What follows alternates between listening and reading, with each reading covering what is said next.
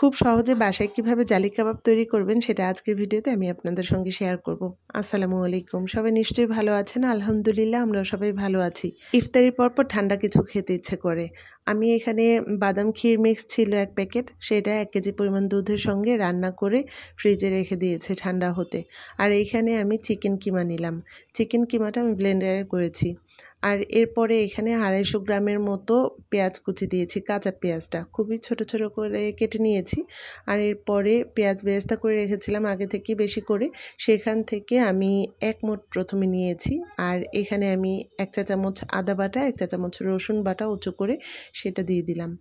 এরপরে যেটা দিচ্ছি সেটা হচ্ছে পুদিনা পাতা, ধনিয়া পাতা আর 3টা কাঁচামরিচ আমি একটু ব্লেন্ড করে নিয়েছি। খুব বেশি মিহি করিনি, একদম কুচি কুচি হয়েছে এরকমভাবে দিয়েছি।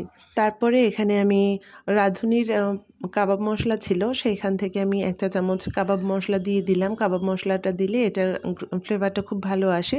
অফ ক্যামেরায় আমি বাদাম কুচি কিশমিশ দিয়েছি, সেটা আর দেখানো হয়নি, তাই আপনাদেরকে এখন দেখিয়ে দিচ্ছি। এখানে 4-5টা কাঠবাদাম আমি এভাবে মিহি করে কুচি করে দিয়েছি। 1 মুঠ পরিমাণে কিশমিশ দিয়েছি আর 3 চা চামচ ঘি দিয়েছিলাম।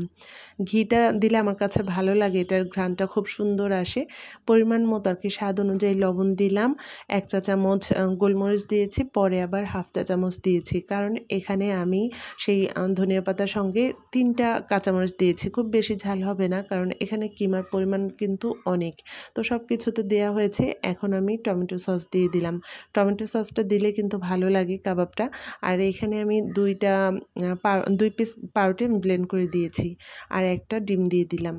এই মাংসটা যদি আর কি সেদ্ধ করা থাকতো, জালি কাবাব কিন্তু কাঁচা মাংস দিয়েই করে আমরা জানি, কিন্তু সেদ্ধ করা মাংস দিয়েও অনেক সময় আমরা বাসায় কাবাব তৈরি করে থাকি, তখন কিন্তু ডিমের পরিমাণটা বেশি লাগে। এখানে যেহেতু কাঁচা ডিম আর কি কাঁচা মাংস, তাই ডিমের পরিমাণটা একটু কম দিয়েছি। আর ডিমের পরিমাণটা যদি একটু বাড়িয়ে দিতাম তাহলে আমার পাউরুটির পরিমাণটা আরও বাড়িয়ে দিতে হতো, এতে করে মাংসের পরিমাণটা আর কি মাংসটা বেশি মনে হতো না। তো মাংস যেন একদম বেশি বোঝা যায়, এই কারণে আমি 2 পিস পাউরুটি এখানে ব্লেন্ড করে দিয়েছি। আর ডিম একটা দিয়েছি যেন আর কি খুব বেশি নরম না হয়। তো এখানে সব কিছু খুব ভালোভাবে মেখে নিয়েছিলাম। তারপরে আমি আবার 1 মুঠ পরিমাণে পেঁয়াজ বেরেস্তা দিয়েছি। পেঁয়াজ বেরেস্তা দিলে যে কোনো খাবারের স্বাদ কিন্তু বহুগুণ বেড়ে যায়, এটার ফ্লেভারটা খুব ভালো আসে। তো এরপরে আমি খুব ভালোভাবে মেখে নিচ্ছি। এখানে যা কিছু দিয়েছি সব কিছুই কিন্তু আমাদের ঘরে সবসময় থাকে। আর এই উপকরণগুলো দিয়ে খুব সহজে আপনি বাসায় জালি কাবাব তৈরি করতে পারেন। এই জালি কাবাবটা বিফ দিয়েও তৈরি করা যায়, চিকেন দিয়েও তৈরি করা যায়। আমি আজকে চিকেন নিয়েছি। তো সব কিছু যখন খুব ভালোভাবে মাখানো হয়ে গেছে, তখন আমি কাবাবের শেপ দিয়ে রেখে দেবো। এটা ডিপ ফ্রিজে রেখে দেবো। তারপরে শক্ত হয়ে গেলে আমি বক্সে রেখে দেবো। যখন খুশি তখন এটা আমি বানাতে পারবো আর কি, ভেজে ফেলতে পারবো। খুব অল্প সময় আমার তৈরি হয়ে যাবে। তো আগামী দিন আমি ইফতারি দেবো সব বাসায়, যার কারণে আজকে আমি এটা তৈরি করে রাখছি। আজকে রোলও তৈরি করে রেখেছিলাম, চিকেন রোল ভেজিটেবল দিয়ে তৈরি করে রেখেছি। আর এরপরে চিকেন রোল তো আমি বেশ কয়েকবার আপনাদের সঙ্গে দেখিয়েছি আমি কিভাবে তৈরি করি, বাঁধাকপি, গাজর আর চিকেন দিই। তো সেটা দিয়ে আমি রোলটা তৈরি করে রেখেছি। আর এখন এই জালি কাবাবটা তৈরি করে রেখে দিলে আমার কাজটা অনেকটা আর কি সহজ হয়ে যাবে। আগামী দিন যখন আমি ইফতারি দিব তখন আমার বেশি একটা কষ্ট হবে না। আর আলুর চপ, পেঁয়াজু, তারপর অন্যান্য যা কিছু আমি তৈরি করব সেটা আগামী দিনই তৈরি করে নিব।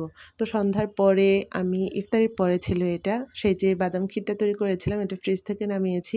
অনেক পরিমাণ বাদাম ছিল, দেখেই বুঝতে পারছেন, এই যে কালো কালো দেখাচ্ছে এটা কাঠবাদাম ছিল। আরেকটা কথা, এই কাবাবটা ভাজার আগে ডিমের সঙ্গে সামান্য একটু কর্নফ্লাওয়ার দিয়ে খুব ভালোভাবে ফেটে নিয়ে তারপরে কাবাবটা ডিমে ডুবিয়ে ভাজবেন, এতে করে কাবাবটা খুব সুন্দর একটা জালি জালি ভাব আসবে। আমার রেসিপিতে জালি কাবাব তৈরি করে এই ভিডিওর কমেন্ট সেকশনে কমেন্টস করে জানাবেন খেতে কেমন লাগলো। সবাই ভালো থাকবেন, খোদা হাফেজ।